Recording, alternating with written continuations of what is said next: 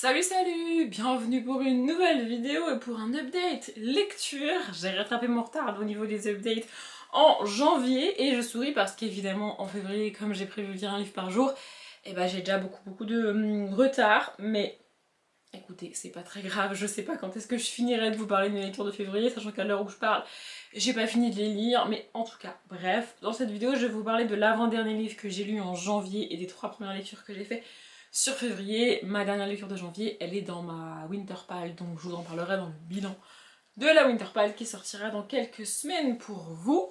Et on y va pour cet update.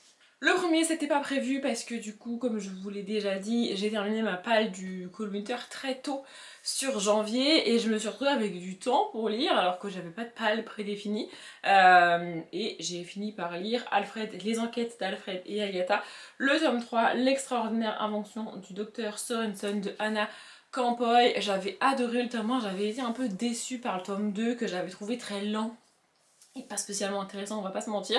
Et ici, franchement, j'ai adoré.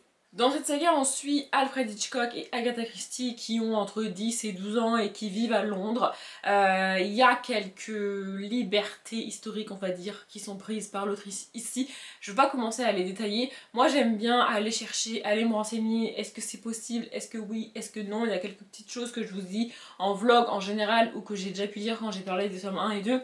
Mais je vais arrêter de répéter la même chose sur cette saga parce que je pense que je vais avancer dedans pas mal et j'ai pas envie de répéter tout le temps la même chose à chaque tome que je vous présente.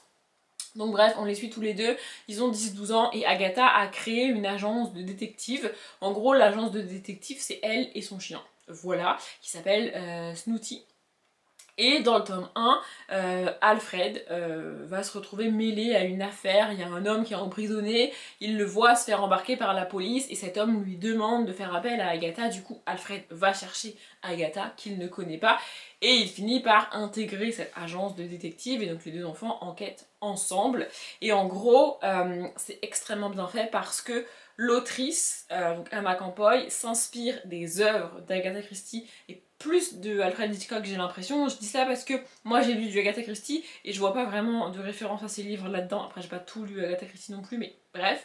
Alors que à l'inverse, j'ai pas beaucoup vu des films de Hitchcock et pourtant j'y vois quand même des références. Mais bref, du coup elle s'inspire des œuvres de nos deux personnages principaux qu'ils ont fait une fois adultes et elle leur fait vivre des histoires quand ils sont enfants et elle dit en gros l'idée c'est que ces histoires qu'ils vivent quand ils sont enfants c'est ça qui les ont inspirés pour écrire ou réaliser leur film ensuite, écrire leur livre ou réaliser leur film ensuite. Je sais pas si vous voyez ce que je veux dire, mais bref. Et on a aussi d'autres personnages historiques qui sont introduits dans la saga. Dans le tome 2 on a Conan Doyle et ici on a Edison notamment, et on a aussi une jeune fille qui s'appelle Alma et qui n'est autre que la future Madame Hitchcock. Je sais pas historiquement comment ils se sont rencontrés avec Alma, Alfred, etc., mais bref, je trouve ça cool.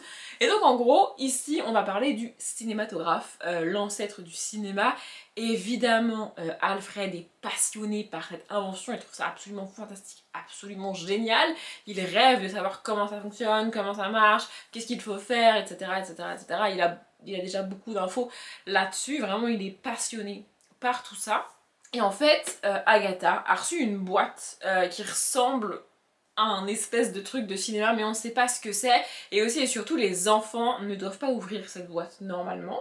Mais ce sont des enfants, donc bref. Voilà, Agatha reçoit cette boîte par la poste, vraiment, avec un petit mot écrit vite fait en mode prends-en soin, cache-la pour moi, je viendrai la chercher plus tard. Et on sait pas vraiment qui a écrit ça. Et donc nos deux enfants se retrouvent embarqués dans cette espèce d'aventure avec cette boîte. Et ils vont vite se rendre compte que cette boîte, elle est recherchée par plusieurs personnes.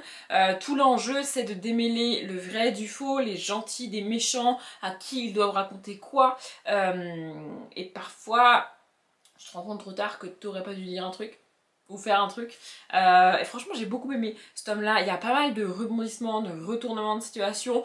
Moi en tant qu'adulte, franchement, je les ai vus. C'est-à-dire qu'il y a des trucs qui sont donnés en mode c'est un fait avéré pour les lecteurs-lectrices, tu vois. Et moi j'étais en mode je suis pas sûre que ce soit réellement comme ça, tu vois. Et j'avais raison, mais on est sur un livre jeunesse, moi je suis une adulte et au-delà de ça j'ai lu beaucoup de thrillers, beaucoup de policiers adultes ou même des enquêtes menées par des enfants, donc je connais les trucs et la manière dont les choses sont présentées me fait un peu plus tiquer que les enfants, mais pour des enfants je pense que le retournement de situation finale doit être, enfin vraiment tu dois rester sur le cul, comme j'ai pu moi rester sur le cul sur les premiers thrillers, les premiers policiers que j'ai lus en mode non je me suis fait avoir tu vois, et aujourd'hui je me fais un peu moins avoir facilement, d'autant plus quand c'est des livres à destination de la jeunesse parce que les traits sont un peu plus gros, c'est un peu moins caché dans le texte on va dire, mais franchement j'ai beaucoup aimé. Et puis ouais, tout cet univers de cinématographe, on est fin 1800, il y a une exposition universelle, il y a plein de recherches, il y a plein de chercheurs, il y a plein d'inventeurs, d'inventions,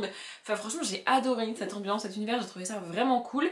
J'ai pas le tome 4 dans ma palle, je peux pas l'acheter en février parce que je suis en no-buy, mais franchement, comme chaque année en février, en fait je me fais une petite liste, et le 1er ou le 2 mars, je me commande des livres.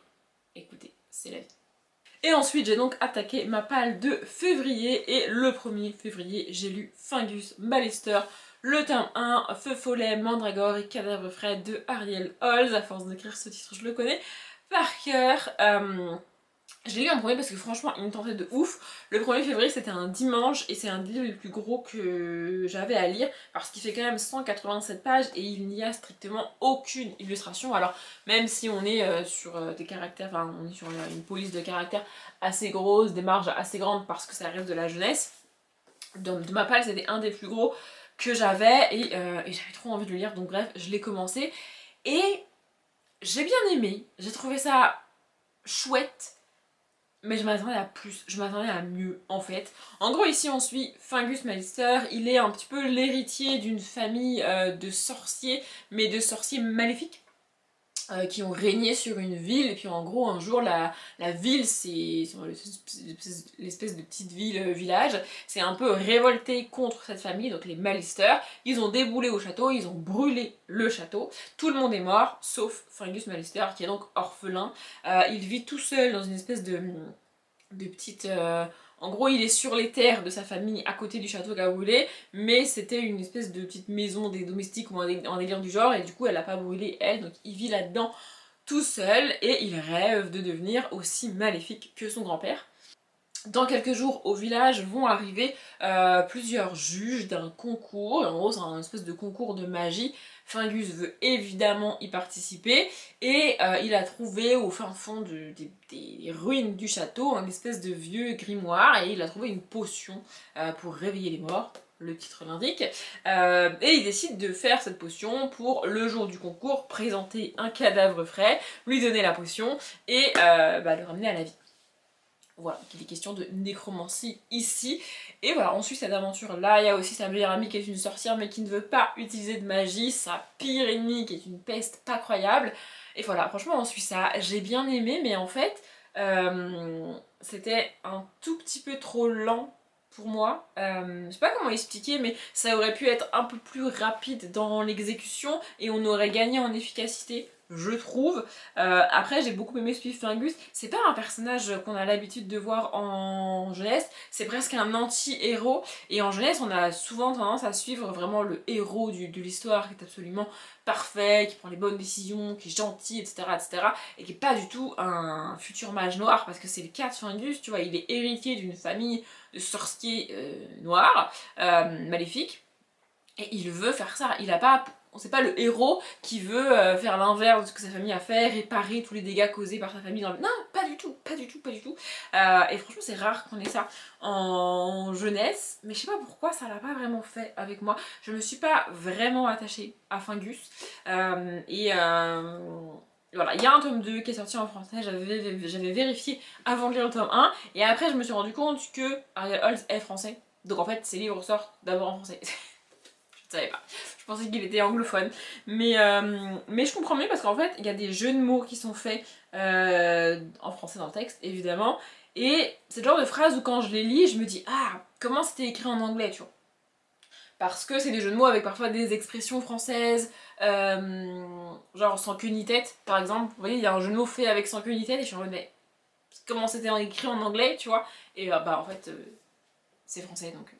Bref, j'ai passé un bon moment, je lirai le tome 2, même si je m'attendais à un petit peu mieux, un petit peu plus de de merveilleux en fait, mais pas forcément des fées, des trucs, faire des trucs positifs, de la magie. Ça aurait pu être très très sombre, mais merveilleux quand même, et c'était pas trop le cas je trouve. Ensuite j'ai fini une saga qui était dans mes sagas à finir en 2026, et donc c'est La vie de château de Clémence Malène Verdia et Nathaniel Himi, et le tome 6 c'est Retour à Paris. Dans cette saga, c'est la dernière fois que je résume cette saga probablement sur la chaîne, on suit donc Violette, une petite fille qui vit à Paris avec ses parents au tout début du tome 1, et un soir elle est gardée par une babysitter, ses parents vont à un concert et il y a un attentat et ses parents meurent dans cet attentat. Elle se retrouve orpheline et là en fait elle rentre dans le système, tu la vois avec l'assistante sociale, est-ce que ses grands-parents vont la prendre, est-ce qu'il y a un membre de sa famille qui peut la récupérer, l'élever, qui peut obtenir la garde, etc. etc. etc. Et on suit tout ça et on va principalement la suivre avec Régis qui est donc le frère de sa mère et qui travaille au château de Versailles. Et voilà, en fait on suit principalement le bouleversement dans la vie de Violette et puis dans la vie de Régis, et on aborde en fait un aspect méconnu je trouve des attentats en général ou des gros accidents, ça peut être un crash d'avion par exemple, et en fait il y a l'événement en lui-même où les personnes sont décédées, les personnes sont blessées, les personnes vont être handicapées à vie par exemple, et c'est dramatique évidemment, mais il y a aussi toutes les personnes autour qui ont déjà de un deuil à faire, que ce soit d'un frère, d'une sœur, d'un père, d'une mère ou d'un enfant par exemple. C'est extrêmement traumatisant pour eux aussi, et on va avoir aussi ces cas-là d'enfants qui se retrouvent tout seuls parce que leurs deux parents sont décédés ou parce que ils avaient qu'un parent et il est mort, ou vous voyez, et on y pense rarement, c'est vrai, et puis enfin si tu te mets à penser à ça à chaque événement, tu ne t'en sors pas et tu ne vis plus en fait, enfin, bref. Mais donc voilà, c'est ça qu'on suit là-dedans, c'est extrêmement bien écrit je trouve. On a plusieurs points de vue, on va avoir donc le point de vue de Violette évidemment, le point de vue de Régis qui lui aussi voit sa vie chamboulée, il a perdu sa sœur et enfin voilà, c'est quand même... Et puis il récupère sa nièce, etc. alors qu'il est... sa vie n'était pas prévue comme ça, tu vois. Donc on a le point de vue Violette, le point de vue de Régis, on a parfois le point de vue de l'assistante sociale, on a aussi le point de vue du meilleur ami de Violette, et puis parfois on a un point de vue comme ça d'une personne qui les voit comme ça, et puis on voit plus jamais cette personne là, mais c'est aussi intéressant. Et donc voilà, on voit Violette et Régis évoluer, Violette malgré tout grandir, être régulièrement dans sa vie. En fait il y a plusieurs années qui vont s'écouler entre le tome 1 et le tome 6, et tu la vois régulièrement à plusieurs étapes de sa vie être confrontée au fait que ses parents sont morts, elle ne peut pas faire comme les autres enfants, elle ne peut pas agir comme eux, elle ne peut pas avoir les mêmes réponses qu'eux. Notamment dans ce tome 6, elle a un truc à faire pour l'école, un devoir à faire pour l'école, et elle se retrouve vraiment face à je suis orpheline, je peux pas juste aller voir ma mère et lui poser la question, tu vois. C'est plus compliqué pour elle de le faire parce qu'elle n'a plus ses parents. Bref, j'aime beaucoup cette saga. Je suis un peu triste de l'avoir fini. Je vais vous remontrer le fait que la couverture s'étale sur tout le livre. Je trouve ça très beau. Et oui, je vous ai déjà montré, on a des rabats et ça s'étale aussi sur les rabats à chaque fois. De l'autre côté, j'ai collé mon post-it, donc je peux pas vous montrer, mais bref, je trouve que c'est très bien écrit, très bien fait, et j'étais au début je comprenais pas pourquoi le Bataclan n'était pas cité, parce que clairement des hommes un homme et une femme en couple d'une trentaine d'années, ou un peu plus peut-être, qui vont à un concert à Paris et qui meurent dans un attentat, il n'y a pas 36 possibilités. Du coup j'étais en mode pourquoi donner autant de détails sur l'attentat qui nous permettent d'identifier que c'est le Bataclan, sans nous dire que c'est le Bataclan. Je comprenais pas. Et puis en fait, c'est pas tant important que ce soit le Bataclan ou pas le Bataclan. Ça aurait pu arriver avec n'importe quel autre attentat. N'importe quel attentat a ce genre de conséquences-là, en fait. Je pense que c'est pour ça que c'est pas dit. Ou alors peut-être parce qu'ils ne pouvaient pas le dire au moment où ils ont écrit le tome 1. En tous les cas, c'est pas dramatique que ce soit pas écrit. Tu l'identifies assez facilement si tu connais l'histoire du Bataclan, évidemment. Et ouais, tu peux suivre ça. Et donc derrière, on voit, vous voyez devant, on voit Violette et Régis. Et derrière, c'est Violette et ses parents. Et je vais passer au livre suivant, sinon je vais commencer à pleurer. Ensuite, j'ai pas pu m'en empêcher, je suis allée dans un cimetière. Oui, je sais. Non mais j'ai un problème. Vraiment, les livres jeunesse qui se passent dans des cimetières, c'est mon truc. Vraiment. En général, qui dit cimetière, dit fantôme, tu vas la nuit quand il fait froid et tout. Enfin, C'est toute une ambiance le cimetière. Bref, j'ai donc lu Enquête à Morneville, le tome 1, Trafic au cimetière de Ellie Darko. Et j'y ai pas trouvé tout à fait l'ambiance que je voulais. Je vous montre le livre, il est là. Ça se passe dans un cimetière, certes. On te dit que c'est à Halloween, il y a même une scène où les enfants se déguisent, etc. etc. Mais ça pourrait se passer à n'importe quelle autre période de l'année parce qu'en vrai, il n'y a pas vraiment d'ambiance automnale, des feuilles qui tombent, du froid, de Halloween, des déguisements. C'est pas vraiment dit. Je pense que ça a été rajouté parce que le livre a dû sortir à ce moment-là de l'année. Mais en vrai de vrai, c'est pas ambiance Halloween et ni automne d'ailleurs. Mais bref, en gros, on va suivre deux jeunes garçons qui s'appellent... comment s'appellent-ils? J'ai dû l'écrire sur mon post-it. Louis et Noah. L'un des deux est le fils du fleuriste. En fait, autour des cimetières, il y a des petites boutiques un peu genre... Et il y a principalement des fleuristes. Évidemment, voilà. Et donc il y a un homme qui tient l'une de ces boutiques de fleuristes et qui a un fils, Louis, il me semble que c'est Louis. Bref, et pendant les vacances de la Toussaint, Louis et Noah aident cet homme tous les jours à sa boutique, donc en gros, ils rempotent des fleurs, ils transportent les fleurs avec un chariot dans le cimetière. Quand il y a une personne qui vient acheter des fleurs, des pots, etc., que c'est des gros pots à transporter, les enfants les mettent sur un chariot et vont dans le cimetière déposer la plante, la fleur à l'endroit prévu. Bref, donc voilà, ils aident cet homme et puis ils ont évidemment avec ce chariot, vous vous en doutez, ils doivent avoir, je sais pas, 10-12 ans, peut-être plus 12 ans par là. Et donc avec ce chariot, même s'ils sont dans un cimetière, ils font des conneries, ils dévalent les pentes et tout, enfin... C'est des enfants qui s'amusent, même si c'est un cimetière. Et en fait, on n'a pas cette ambiance de cimetière. Vraiment. Alors moi, j'ai pas vraiment de problème avec le fait que les enfants jouent dans le cimetière parce que, je sens que je l'ai déjà dit, mais moi, j'ai déjà moi-même joué dans un cimetière. Quand j'étais petite au Portugal, avec ma grand-mère, on allait toutes les semaines dans le cimetière et elle nettoyait les tombes de ses parents, de ses beaux-parents, de ses grands-parents, etc., etc. Et pendant qu'elle faisait ça, on devait rester dans le cimetière pour qu'elle nous voie. Je dis on parce que je pas toute seule, on est plusieurs. Et donc on jouait dans le cimetière en fait. Alors on se mettait pas à hurler et on n'avait pas le droit de courir, notamment, je me rappelle. N'empêche qu'on jouait dans le cimetière. Voilà, bref, donc en gros on les suit tous les deux et puis à un moment donné il va y avoir une espèce d'agression dans le cimetière, la police va arriver pour un petit peu enquêter et tout, et les garçons, curieux qu'ils sont, vont décider d'enquêter eux-mêmes sur ce qui s'est passé dans le cimetière. Après tout ils étaient sur place, ils ont pas vraiment fait attention à ce qui se passait sur le coup, mais en réfléchissant et en essayant de se rappeler de ce qu'ils ont vu, de ce qu'ils ont entendu, ils se disent que ils ont des infos, comme ils sont des enfants, les flics les écoutent pas et les interrogent même pas en vrai, et donc ils décident un petit peu d'enquêter de leur côté pour savoir qu'est-ce qui s'est passé, qui, quoi, comment et tout.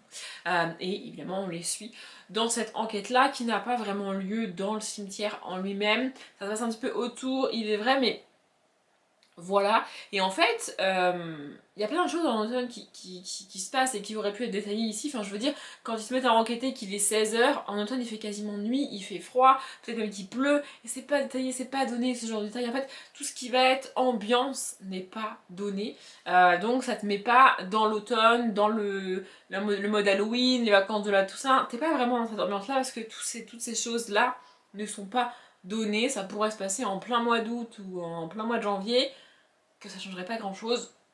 C'est dommage parce que moi j'attendais cette ambiance d'automne, de cimetière un peu creepy et tout.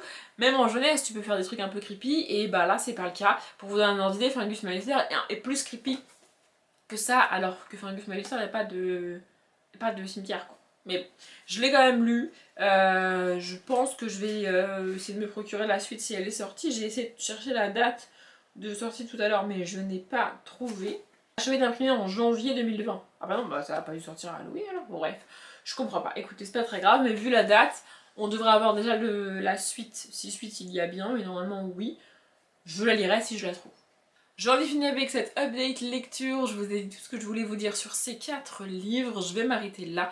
Comme d'habitude, je vous souhaite une bonne journée, un bon après-midi, un bon appétit ou une bonne nuit. Et je vous dis à bientôt.